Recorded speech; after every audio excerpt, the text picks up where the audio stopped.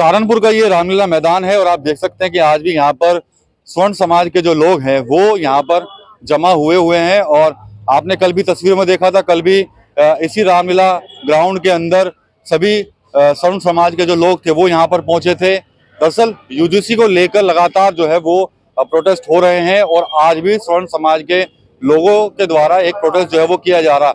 यहाँ से ये लोग डीएम दफ्तर के लिए जो है वो कूच करने वाले हैं। और कल भी आपने देखा होगा यहाँ से बड़ी संख्या में डीएम दफ्तर जो है वो लोग पहुंचे थे। विशेष बात ये थी, कल के प्रदर्शन में समाजवादी पार्टी और कांग्रेस के लोग थे और आज जो प्रदर्शन हो रहा है उसमें कहीं ना कहीं जो बीजेपी से समर्थित हैं वो लोग यहाँ पर हैं। स्वर्ण समाज के लोग यहाँ पर मौजूद हैं, बारी बारी से बातचीत कर लेंगे। यूजीसी को लेकर लगातार जो है लोग जो है आंदोलन कर रहे हैं। और राहुल जी हैं यहाँ पर, राहुल शर्मा, उनसे बात कर लेते हैं। यूजीसी को लेकर तमाम दिनों से लगातार हम देखने को मिल रहा है कि लगातार आंदोलन चल रहा है। कल भी इसी रामलीला मैदान में प्रोटेस्ट हुआ था और आज भी आप लोग जो है डीएम दफ्तर कूच करने की तैयारी कर रहे हैं। क्या कुछ मांग लेकर आए हैं आप लोग? दादी के हाथों का जादू और खुशबू से महकता घर, माँ की मुस्कुराहट और खाने की सुगंध, MDH गरम मसाला, क्योंकि हर रिश्ता है स्वाद से जुड़ा।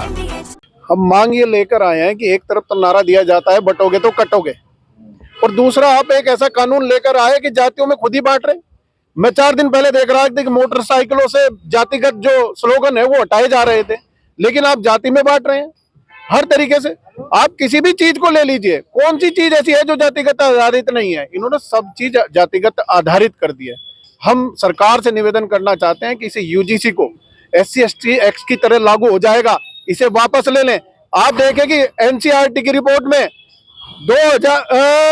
61,000 मामले दर्ज हुए हैं 2022 में, जिनमें से 95% फर्जी पाए गए हैं, लेकिन उन फर्जी पाए जाने वालों पे किसी प्रकार की कार्रवाई नहीं हुई है। मेरा सरकार से निवेदन है कि आप तो कह रहे थे हम एक करके चलेंगे, हिंदू सम्मेलन कर रहे हैं, बड़े बड़े आंदोलन कर रहे हैं, लेकिन आपने ये कानून लाकर समाज को बांट दिया है, स्वर्ण बनाम OBC और SC कर दिया है। आप देश में जातिगत झगड़े कराने की ओर ले जा रहे हैं। आप इस कानून को समझ नहीं रहे हैं कि ये कहां किस स्तर पर जाने वाला है। ये अब जातियों में बांटने वाला कानून हो गया है। देखना आप थोड़े दिन बाद, जैसे श्रीलंका में, नेपाल में और ईरान में झगड़े हुए हैं, जातिगत आधार को लेकर झगड़े हुए हैं, इसी तरह हिंदुस्तान का हाल होने जा रहा है अगर ये कानून वापस नहीं हुआ। आप हिंदू सम्मेलन की बात कर रहे हैं, हिंदू सम्मेलन हो रहे थे, आप भी बीजेपी से जुड़े हुए हैं। अपनी ही सरकार के लिए आप लोगों को आंदोलन करना पड़ रहा है इस मुद्दे को लेकर।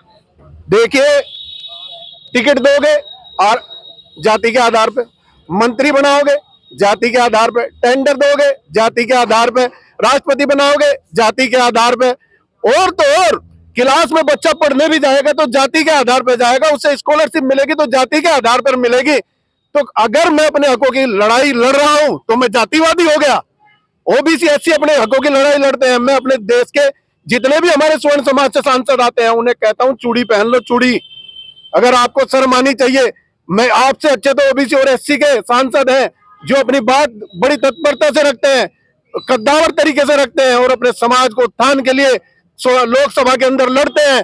हमारे सांसद बोल तक नहीं रहे हैं, मुंह पर टेप लगाकर बैठे हैं, उन्हें शर्म आनी चाहिए। ठीक है शर्मा जी, आप बताइए, आप लोगों ने जनप्रतिनिधियों को ज्ञापन दिए, जी, सांसद इमरान मसूद के पास गए, उसके अलावा जो बीजेपी विधायक हैं उनके पास गए, क्या लगता है कि हो रहा है कुछ विचार आप लोगों की मांग पर, जो आपकी भावनाएं हैं? अभी तो कुछ ऐसा आभास नहीं हो रहा कि सरकार इसको रोल बैक करेगी, ऐसा कुछ प्रतीत नहीं हो रहा। शिक्षा मंत्री ने बयान जरूर दिया है कि इसमें जो है सबके उसका ध्यान रखा जाएगा, किसी तरह का उत्पीड़न ये सरकार सुनिश्चित करेगी, किसी का उत्पीड़न नहीं होगा। लेकिन कहने से और ये सब इससे काम चलने वाला नहीं है। जब तक जो इसमें प्रोविजन किए गए उन प्रोविजन को नहीं हटाया जाता, क्योंकि इसके आप प्रोविजन देखेंगे, ये यूजीसी का कानून या जो भी यूजीसी गाइडलाइन थी 2012 में आई थी, उस 12 के कानून में स्वर्ण जो बच्चे थे उनके भी संरक्षण की क्लोज थी, वो सारी इन्होंने हटा दी। प्लस जो विद्यालय हैं, जो कॉलेजेज हैं, उनको भी ये इंस्ट्रक्शन दी गई कि अगर 60 दिन के अंदर आप इन प्रोविजन पर कार्रवाई नहीं करेंगे किसी कंप्लेंट पे, तो आपकी डिग्री देने की वो निलंबित कर दी जाएगी, आपके अनुदान रोक दिए जाएंगे। तो ये इस तरह की खाई है, इस तरह की खाई पैदा कर रहे हैं जिससे समाज जो है इन जातियों में बटे। ये विद्यार्थियों का, बच्चों का भविष्य जो है अंधकार में करना चाहते हैं। और इससे जो है ना, ये सरकार अगर ये सोच रही है इससे किसी का भला होगा, किसी का कोई भला नहीं होने वाला, ना OBC का भला होने वाला, ना SC का भला होने वाला।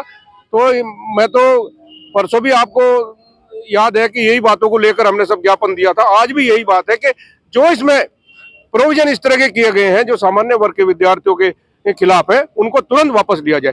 और अगर ये लागू करना है तो इसमें जो स्वर्ण बच्चों के अधिकार है वो भी सुनिश्चित होने चाहिए। ऐसा कौन सा आफत आ गई थी जो इन्हें यूजीसी लानी पड़ी? आप देखिए कि 2022 2019 से 2025 तक के आंकड़ों के अंदर 1160 कंप्लेन दर्ज हुई हैं।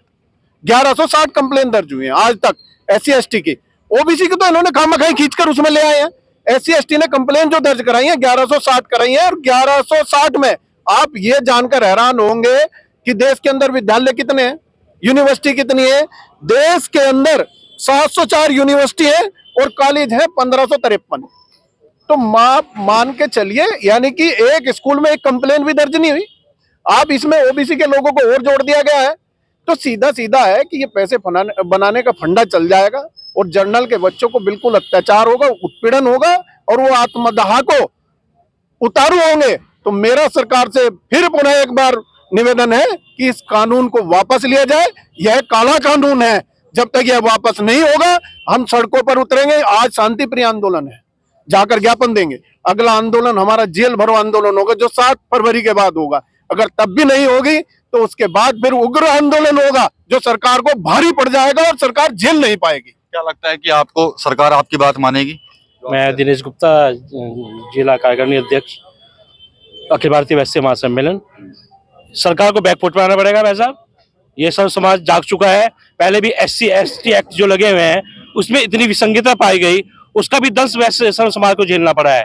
अब नहीं जागे तो कभी नहीं जागे, और निश्चित रूप से बैकफुट को पे आना पड़ेगा सरकार को। यदि नहीं आती है, जैसे भाई साहब ने, राहुल जी ने, अन्य साथियों ने बताया है कि सर्व समाज हर तरह से हर मोर्चे पे तैयार है सरकार से लड़ने के लिए। और निश्चित रूप से ये समझना पड़ेगा सरकार को, यदि आज 1-2 दिन के अंदर वो बैकफुट पे नहीं आई तो बहुत बड़ा आंदोलन केवल शाहपुर के नहीं पूरे भारत में होने जा रहा है, और इसकी खामियाजा जो है सरकार को भुगतना पड़ेगा। ठीक है, आप क्या कहना चाहते हैं? हम तो ज्यादा तो कुछ जानते नहीं, नहीं जाने। इन्हें मोदी ने हमारा तेल दे दिया स्वर्ण समाज के, तो इतना ही है और तो कुछ नहीं। क्योंकि बनाने वाले भी यही थे, स्वर्ण समाज के लोग इसे। और इसने पिछले 10 साल का ग्राफ हटाओ राजनीति का, जितने भी स्वर्ण समाज के बड़े लीडर थे भाजपा में, सब धरती में धर दिए इनने। और अब ये इलाज कर दिया मेरे जागतों का। बस यही है जी, और तो कुछ नहीं। तो जो बदलाव किए गए हैं नियमों में तो उसको लेकर लगातार आंदोलन चल रहे हैं, और आज सहारनपुर में दूसरे दिन भी आंदोलन जो है वो यहाँ पर हो रहा है। तमाम स्वर्ण समाज के जो लोग हैं वो यहाँ पर पहुंचे हुए हैं।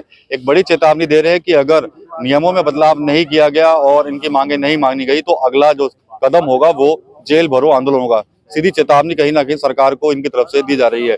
टीवी9 यूपी के लिए सहारनपुर से विकास कपिल। ये है सीक्रेट रेसिपी MDH का जीरा सब जलजीरा मसाला।